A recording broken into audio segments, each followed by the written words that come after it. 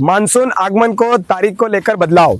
आप कौन से टॉपिक पर वीडियो चाहिए मुझे कमेंट्स के माध्यम से जरूर बताइएगा। नमस्कार, जय सिया राम किसान साथियों, मैं हूं कृष्णा पाटीदार चिरोला से और अपना किसान यूट्यूब चैनल में आप सभी किसान भाइयों का बहुत बहुत स्वागत करता हूं। किसान साथियों, आज से कुछ दिन पहले मैंने मौसम से संबंधित यानी मानसून आने से संबंधित जानकारी लेकर आप सभी के बीच में उपस्थित हुआ था और जानकारी में आप सभी के बीच में मैंने ही नहीं बल्कि कई जो मौसम से संबंधित जानकारी देते हैं सभी के द्वारा इसको क्लियर कर दिया गया था कि कहीं ना कहीं इस बार मानसून जल्द ही दस्तक दे सकता है और सभी ने वीडियो के माध्यम से, किसी ने पोस्ट के माध्यम से आप सभी के बीच में जानकारी रखी थी ताकि आप सतर्क हो जाए और आपका जो सोयाबीन का जो बीज लेने का जो प्रतिक्रिया है वो कहीं ना कहीं समय पर पूर्ण हो जाए ताकि आप सोयाबीन का जो बीज अंकुरण क्षमता उसको आप टेस्टिंग कर सके।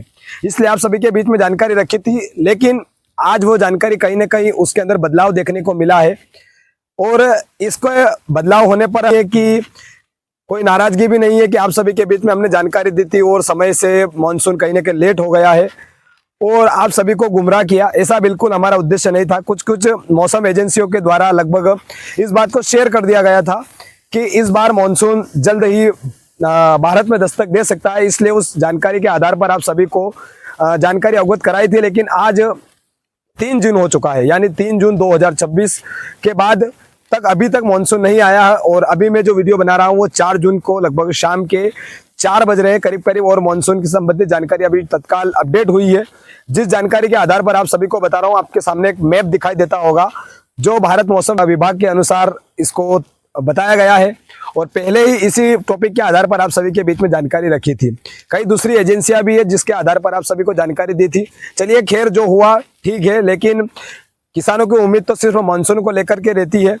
और एक बात और हमने आप सभी को बताई है कि इस बार अल नीनो के सक्रिय होने से कहीं ना कहीं पश्चिम मध्य प्रदेश के जो विशेषकर जिले हैं, मैं जिस राज्य में रहता हूं उसके पश्चिमी मध्य प्रदेश के जो जिले में यहाँ पर थोड़ी सी सामान्य से कम बारिश होने की संभावना लग रही है।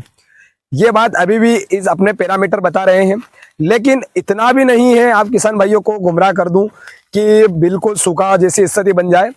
हाँ, लेकिन 100 में से लगभग यूं मान के चलिए 10% या 8% बारिश कम हो सकती है, यानी सामान्य 100% बारिश होती है उससे भी लगभग 8% तक कहीं ना कहीं बारिश कम होने की संभावना है।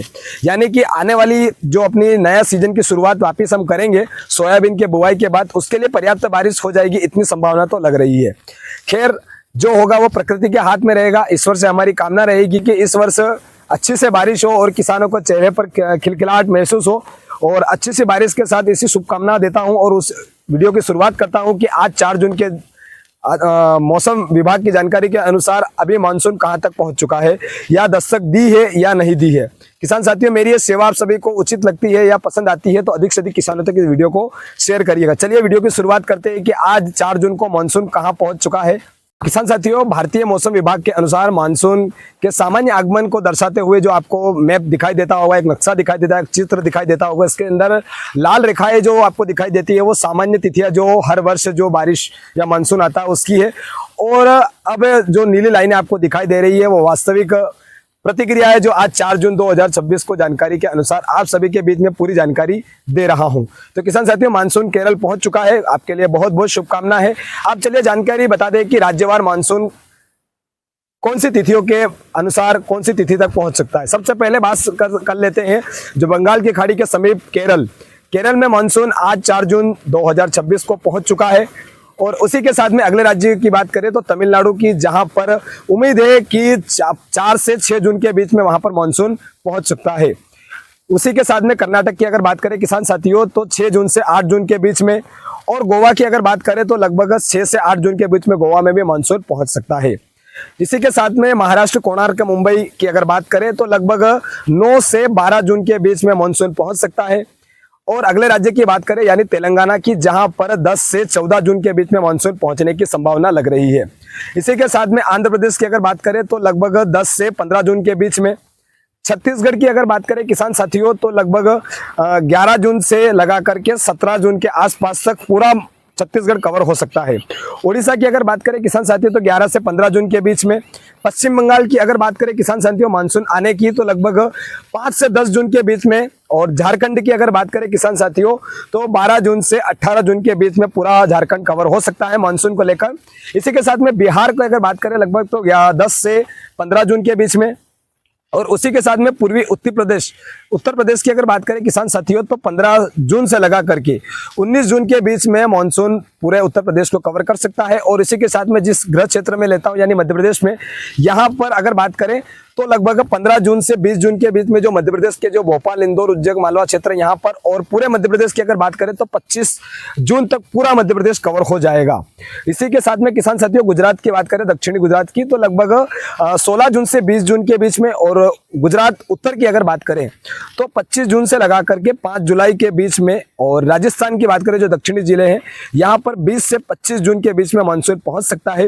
राजस्थान की बात करें जो उत्तरी पश्चिमी राजस्थान है यहाँ पर 1 जुलाई से 8 जुलाई के बीच में मानसून पहुंच सकता है। दिल्ली की अगर बात करें किसान साथियों तो 25 जून से 1 जुलाई के बीच में मानसून पहुंच सकता है।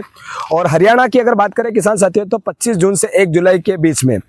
पंजाब की अगर बात करें 25 जून से 5 जुलाई के बीच में। हिमाचल प्रदेश की अगर बात कर सकते हैं किसान साथियों तो 20 जून से 30 जून के बीच में पूरा हिमाचल प्रदेश मानसून आगमन को दस्तक के साथ में प्रवेश कर सकता है। हिमाचल प्रदेश में लगभग 20 से 30 जून के बीच में पहुंचने की संभावना लग रही है। इसी के साथ में पूरा भारत में जम्मू कश्मीर अगर बचा है तो इसकी अगर बात कर सकता हूं तो 1 से 8 जुलाई के बीच में, यानी कि पूरे भारत में मानसून जो पहुंचना है वो आज यानी 4 जून से लगा करके 8 जुलाई के बीच में पूरे भारत में मानसून दस्तक दे सकता है। और पूरे भारत में बारिश अच्छी हो सकती है। और उसी के साथ में किसान साथियों जब तक अच्छी बारिश ना हो आप किसी भी प्रकार से बुआई के लिए तत्पर तैयार ना रहे। यानी कि मेरे कहने का मतलब ये है कि हल्की बारिश होने के बाद आप बुआई ना करें, अच्छी बारिश हो जाए, लगभग 4 से 6 इंच तक बारिश होने के बाद ही आप सोयाबीन की बुआई करें।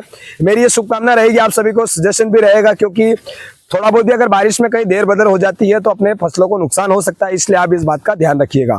तो किसान साथियों ये थी एक नई अपडेट कि आप सभी के बीच में जो लाइव आप सभी के बीच में मैप चल रहा है उसके आधार पर आप सभी को जानकारी दी है।